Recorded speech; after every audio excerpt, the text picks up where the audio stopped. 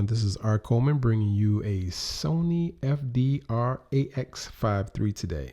And before we jump into the open box, I'd just like to give you a brief description about this camera. This is a Zeiss 20x optical zoom lens, which it zooms in pretty far onto the subject. So if you're filming someone, you can get pretty close to them. So if you're sitting far back, as I was when I was filming the game, I noticed that when I was far up in the Raptors and I was able to get down on the subject, and it showed just fantabulous. It was great. Okay. Just want to put that out there to you. And also this camera shoots 24 and 30 frames per second. It also shoots 120 frames per second by that matter. And when I say that, it's 1080p. It's not 4K. So the other ones, like either 24 frames per second and the 30 frames per second, that shoots in 4K. And not the 120. You're also going to see the 60 on there, but you're not going to be able to shoot in that frame per second. It's just going to be blacked out when you try to do it. So just be mindful of that, okay? Again, this is a great camera. It also has stabilizations in it. So again, we had to think about a camera like this. It has a CMOS sensor in it. So that's just something with a new developed image. Has the sensors are very good. The pixels, their proximities in it shoots about 1.6 times larger than the previous models. So that's just something to think about. You know, you out there shopping just for, you know, a camera for your family events or for a wedding. This is and who this camera is basically aimed at is just for those videographers or family. You know, you just got to think about what your intentions are doing for a camera like this for an event, or else you can just pick up your phone and just start shooting all over the place. But believe me, you know what more likely irritates me when you get somebody in the family trying to go into an event to think, hey, they're the videographers because they got this fantabulous camera and they want to show off. That defeats the purpose. Get out the way and let this professional person do it, because that's what they're paying, okay? I was at those events like that, and I just wanted the person like, hey, on the other side. Anyway, I don't know why I brought that up, but I just thought I'd share that one. Anyway, back to the camera. We're going to just talk about the open box for a brief moment here. Again, you see this wonderful box sitting on my table. So as you see, as soon as you open the box, you're going to have some manuals and some warranties and all like that. So you're going to go through a couple of those things. And, you know, they just showing you the charger and, you know, brief information about the other cameras that they have, and they're also saying thank you for making this purchase. And you're going to see some also the manuals in here, the guide, you know, just telling you what, you know, giving you instructions what to do, if that's what you want to call the instruction guide, whatever you want to call it. But to be honest with you, I hadn't got a chance. I just scanned over for a brief moment. I wished I would have took the time to look over it, and I'll give you hints about the reason why. What happened to is kind of embarrassing me even try to mention this at the moment, but that's what happens when you're not reading through thoroughly. Okay. All right. And here's a couple of cords that I'm going to be bringing out the box. Yeah, no. So this is of course is a cord that's a USB cord. You can hook that up to the LCD screen. That other cord you can just plug into this charger station that plugs into the camera itself. Okay. And there I go, grabbing the back of it again, just showing you, hey, this jack belongs into this charger base. Okay. Yep. Just connect it just like that. If you don't know how to hook up one, that's how you do it. And I think that was the piece for the LCD. I know I connect mine to the LCD, which is, it showed up pretty well.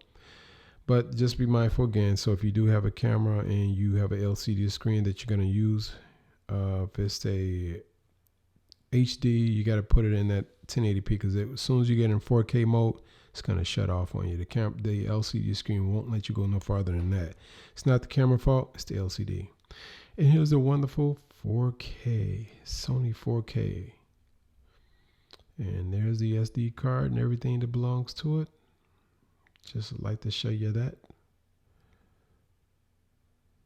That's the front of the lens, 20 optical lens. Here's your zoom in and zoom out button. And here's where you can put like your, just a hot shoe. So if you want to go ahead and put yourself like a mic up there, or if you want to put the hot shoe for your lens for the LCD, you can set that on there. That's if you like. Yeah, I'm wrestling to get this battery on, which wasn't hard at all. No, I was wrestling with it, but that's how you connect it. And that's the mic on the front as well, which is pretty good. The mic level on is really good. Really good. So, and here's the stabilization on the camera. Look how that wiggles up and down. So if you're doing a lot of moving around, so it's kind of like, you know, if you got a not such a steady hand, it's good for when you're walking with the camera, so it can just hold a steady shot. But you got to remember to turn that on, okay? But we're going to get into that later about the stabilizations. And I'm just getting this all set up to go. So you want to make sure, another thing, to set up, once you're setting up the languages and everything, you want to make sure that you set the country up, because it's just, again, it's just not sold here. It's going to be probably sold all over, you know, the country besides here. You know, maybe the Netherlands, New York, United States, in the UK, I should say, outside of here again. Yeah, here's another part. You can also connect to your phone. So you can hook up wirelessly to your phone, so easy to connect. So you want to make sure you get the app for that, okay? And it'll tell you on the description, and it's pretty much self-explanatory, okay? So you want to make sure you get it and get that connected. And I got something else right here that you want to keep in mind here too. I had bought myself an SD card. Now, I've owned this SD card when I had my, well, actually, I still have it. I own it for the temporary use for right now. My Panasonic GH3. So this card that I have, it was an Extreme Pro, 64 gigabytes SanDisk, and I just assumed, oh yeah, I got one of those already. What I failed to realize, it is a Class 10, which you should be having because it shoots a high quality video. So that you want to make sure of, you know. But in that little box, it's got to say 3 in there. So if it doesn't say 3, you're pretty much in trouble. So you want to make sure that you get that.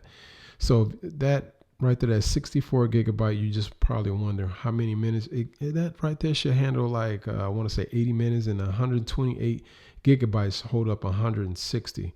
So it's really up to you, but this 64 gigabytes was enough for me as far as shooting this one project. But if you're thinking about that, you need more space, hey, by all means go ahead. But that's gonna probably run you a little bit more. So not a lot, but it's gonna run you a lot more than the other one will. So just keep that in mind.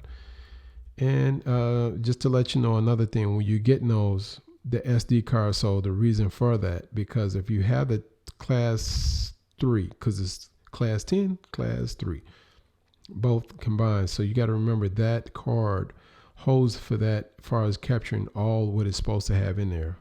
You're getting that full capability of that 3840 by 2160. So you're getting that full frame of that, okay? Not saying this is a full frame camera, but you're getting all the images, the pixels, and everything that belongs in it. Again, this is a great camera. The only thing that I had my problems with this camera was the stabilization. As I noticed when I was moving around with it, I had to turn it on. Didn't realize a lot, but when people start moving into the raptures and the bleachers, which they're kind of like shaking a little bit. If you ever, I'm pretty sure half you guys gone to the game before.